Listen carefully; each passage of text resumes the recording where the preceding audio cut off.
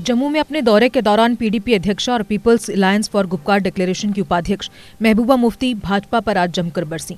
उन्होंने पार्टी कार्यालय में कार्यकर्ताओं को संबोधित करते हुए कहा कि वह वोट मांगने नहीं बल्कि जम्मू कश्मीर के लोगों के हितों की सुरक्षा के लिए आई हैं। महबूबा ने आरोप लगाया कि इस समय देश संविधान से नहीं बल्कि भाजपा के एजेंडे से चल रहा है। उन्होंने कहा कि बाबा साहेब अम्बेडकर ने जो संविधान बनाया था, भाजपा ने उसकी धज्जियां उड़ाई हैं। जम्मू कश्मीर के लोगों की पहचान खत्म कर दी गई है।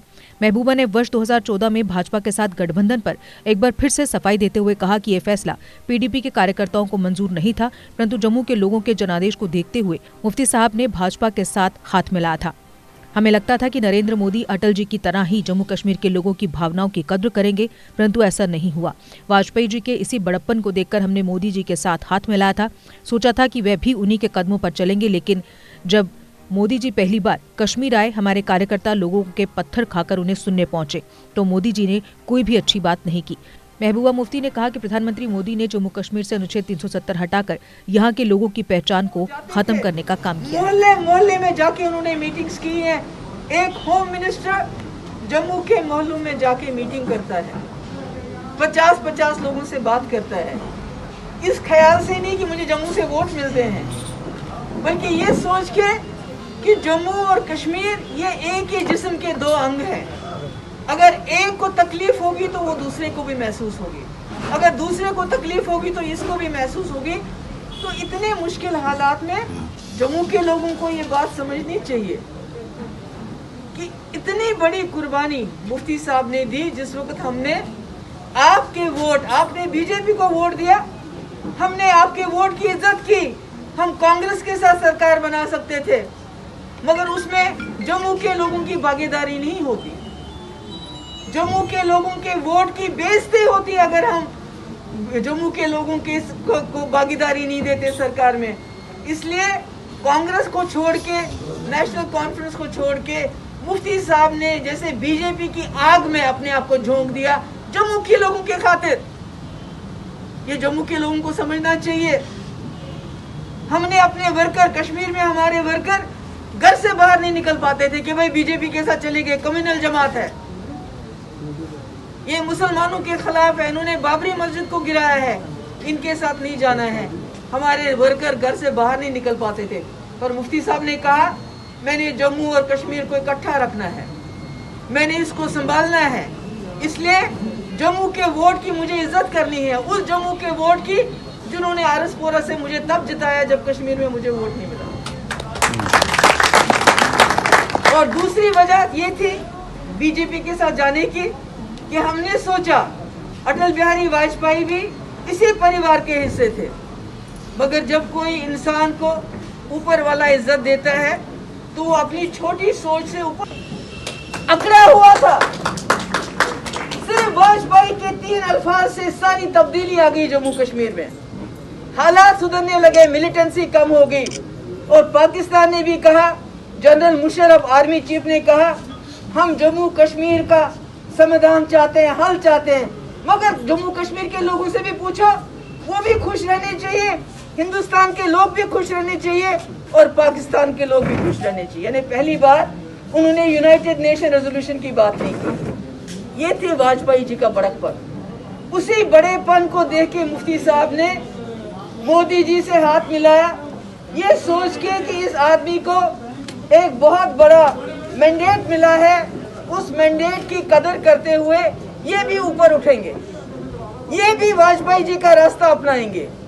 मगर बदकिस्मती ये है कि जब मोदी जी को कश्मीर बुलाया मुफ्ती साहब ने, जो हमारे लोग पत्थरों का, रास्ते में पत्थर पड़ रहे थे हमारे वर्कर्स को, बहुत जख्मी हो गए।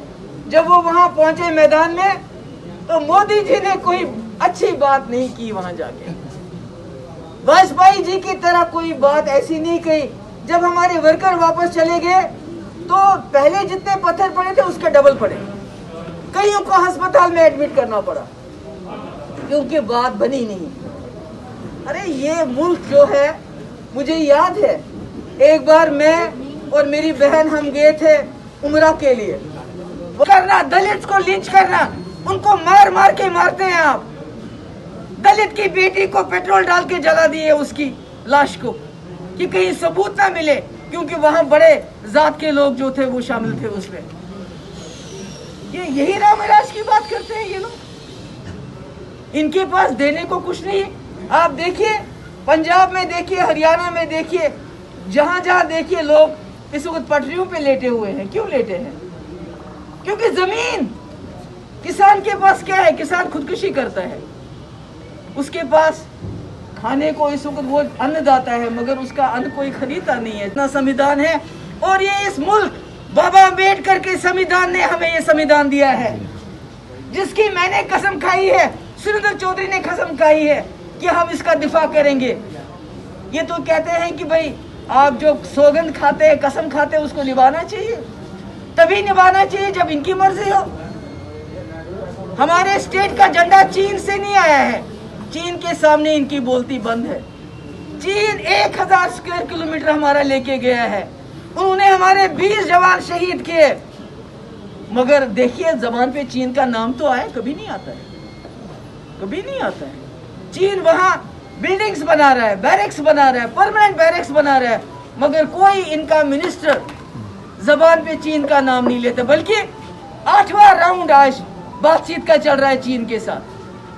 अरे आप चीन के साथ बात करते हो, जम्मू कश्मीर जिन लोगों के ऊपर आपने मुसीबत डाल दी है, जिनको आपने कहीं का नहीं रखा, जिनकी आपने आइडेंटिटी शिनाख्त छीनी कश्मीरियों से, डोगरों से, उनके साथ बात करने में शर्म आती है। हमारे नौजवान निकले प्रोटेस्ट करने के लिए, कल बुलाया, कहते हैं एफिडेविट पे साइन करो, क्योंकि जो प्रोटेस्ट करते हो वो एंटी नेशनल है। मुझे बताओ ये कैसी जमहूरियत है? यही रामराज है? इसी रामराज की बात करते हैं। मैं जम्मू के लोगों को कहना चाहती हूँ, जम्मू कश्मीर एक घर है। अगर आप नीचे वाले स्टोरी में रहते हो तो हम यहाँ से कहते हैं हमने तो 370 हटाया, जम्मू कश्मीर में जमीन खरीदो। इतनी गुर्बत कि हम बांग्लादेश से भी पीछे चले गए। आपने देखा कि जब माइग्रेंट्स बेचारे, जब लॉकडाउन हुआ, लॉकडाउन भी कैसे हुआ? ऐसा लॉकडाउन मैंने नहीं देखा। अरे गरीब मुल्क है, जिस दिन आपने कहा थाली बजाओ, उसी दिन आपको ऐलान करना चाहिए था 7 दिन के बाद मैं लॉकडाउन करने वाला हूं, ताकि जो गरीब था, मजदूर था, कहीं था, वो अपने घर पहुंच जाता। अरे अगर खुदा ना खास्ता, जैसा इन्हीं के लीडर ने कहा कि अगर कोई जानवर भी गाड़ी के नीचे आता है तो दुख होता है, मगर हमारे भाई बिहार के, यूपी के, पता नहीं कौन कौन से इलाकों, हजारों के तादाद में गाड़ियों के नीचे एक्सीडेंट्स में मर गए। इनके कान पे जूते नहीं रहेंगी, क्योंकि इनको पता है जब वक्त आएगा लोग हमसे हिसाब मांगेंगे, हम बोलेंगे 370 जम्मू कश्मीर में जमीन खरीदो।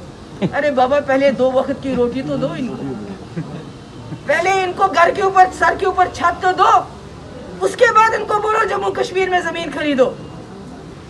370 किसने दिया था? महाराजा हरि सिंह ने दिया था हमें। क्यों दिया था? डोगरों की आन बान शान को बचाने के लिए। उनको लगता था पंजाब से, अब दूसरे रियासतों से यहाँ लोग आएंगे जो डोगरे हैं, उनकी तादाद जो है, उनकी शिनाख्त खत्म हो जाएगी, इसलिए दिया था। मगर इन्होंने सब कुछ खत्म किया। मुझे बताइए इन्होंने क्या दिया ये 6 साल? देश के निर्माण और उन्नति में सहयोग, आपके हर कदम में आपका हमसफर। कश्मीर टर्बो TMT सरिया। चाहे भूकंप आए या तूफान, सुरक्षित रहें आप और आपका मकान। अपनाइए आपका अपना कश्मीर टर्बो TMT सरिया। Trust and reliability. GK update रहे हमारे साथ। अगर आप ये वीडियो YouTube पर देख रहे हैं तो हमारे YouTube चैनल को सब्सक्राइब करें और बेल आइकन को क्लिक करें। अगर आप ये वीडियो Facebook पर देख रहे हैं तो हमारा Facebook पेज लाइक जरूर करें।